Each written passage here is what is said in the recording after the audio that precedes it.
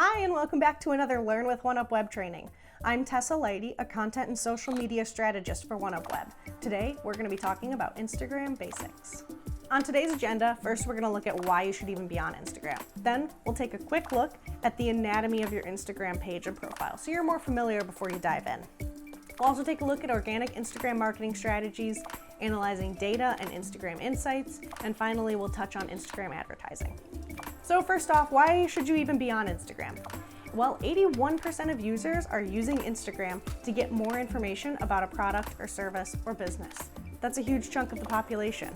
Instagram's great for top of funnel, brand awareness. A really catchy profile can draw someone into a business that they might never have heard about. It's a great opportunity to use your visual strengths to get a new audience. Instagram's also a great way to build community. You can respond to comments on your pictures, you can host contests or ask for user-generated content.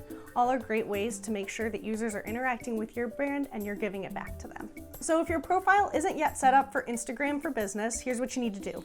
Step 1, go into settings on your Instagram account. Step 2, tap on Account. Step 3, tap Switch to Professional Account. Step 4, select Business. You're going to also want to make sure you connect your Facebook business page, select a business category, and add relevant contact information. Easy peasy. There's 2 sections you need to know about when looking at Instagram. First, there's your profile, which has your feed, tagged photos, shop if you have one, direct messages, and again, Instagram TV if you have one. Then there's the news feed, which has many different posts from a bunch of different people. You're gonna see Reels, Instagram TV, photos and carousels, stories. There's the Discover section where users can search by keywords, hashtags, account names, etc. And the Shop section, which again is great for e-commerce businesses. You can actually now list your products in pictures on Instagram and users can navigate right from your post to purchase. If you're looking to get started posting on Instagram, you might be like, okay, well, what do I post? It's super easy. All you have to do is think visually. It's a highly visual platform. Beautiful pictures and videos do really well on Instagram, and it's important to keep that at the front of your mind. It's also important to post consistently. Whether you're posting once a week or 3 times a week, all work, but you just need to keep it consistent. Don't post 5 times a week for 2 weeks and then fall off for 3 weeks. That sends bad signals to Instagram. You're gonna wanna be consistent with your brand's voice, tone, and hashtag strategy. Maybe you have some branded hashtags that you use in every post. Maybe there's a phrase or a word that you're using to lure people into your business. All of that's important to maintaining that consistency. And then don't be afraid to experiment with Instagram. If you want to get started creating Reels, great, go ahead. If you want to post something on the story, awesome, let's do it. It's all about getting out there and just trying to see what works for your business. As far as when to post on Instagram, it's entirely dependent upon your audience, so it's going to require a bit of experimentation. But the algorithm, again, is sensitive to consistency, so make sure that if you're posting, it's regular posting. And you can also take a look at insights, which we'll take a look at in a little bit, to see when your audience is online. With organic Instagram, you can't just set it and forget it. You're gonna need to be engaged with your audience, respond to comments, respond to DMs, comment on other people's pictures, like things. It's a community after all, and you can't just fake it to make it. You'll likely see some new features and algorithm updates. Don't be afraid, it's okay to experiment, it's okay to flop. You're just gonna wanna be trying new things, and your Instagram will see good engagement and good results because of it. For example, when Reels came out, they heavily rewarded accounts that used Reels. They got such great reach and such great interaction from those simply because Instagram wanted more people to use it, so they rewarded those people who were using it. And then again, use Instagram Insights, which we'll talk about soon, to get more accurate data on when to post, what to post. So let's analyze that data. You can actually look at reach in combination with content interactions for the best understanding of how an account is performing.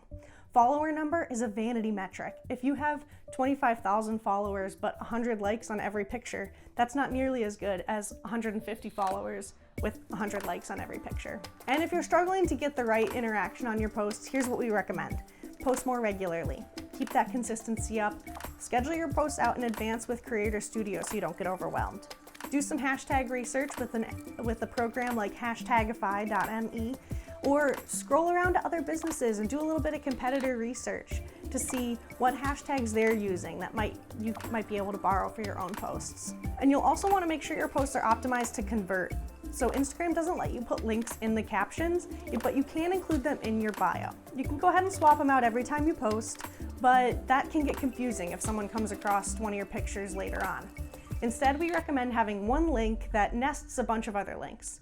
There are services like Link in Bio or Linktree where you can get this. Then all you have to do is use your caption to point users from your post to your bio. A little bit more into audience insights, you can see locations, age range, follower breakdown, you can see the gender, and the most active times by days or hours. All of these things might help you understand what to post. If you're worried about posting something too girly, but your audience is 60% women and 40% men, that might not be as big of a concern. Finally, we'll touch briefly on Instagram advertising.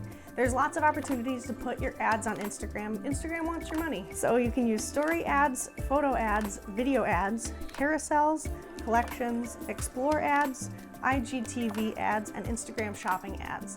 All are valuable depending on what your goal might be. It's important to remember that we do not recommend advertising on Instagram unless you have a profile. It's very easy to click that button on Facebook and say, yes, put this on Instagram, but a user might see that ad and not be able to navigate to a profile on Instagram, which could be a frustrating user experience. Definitely get yourself set up with a profile before going for Instagram advertising. That's it for the basics of Instagram. Thanks again for joining this Learn with 1UP web training, and let us know what you think if you've aced the quiz or not. We'll see you next time.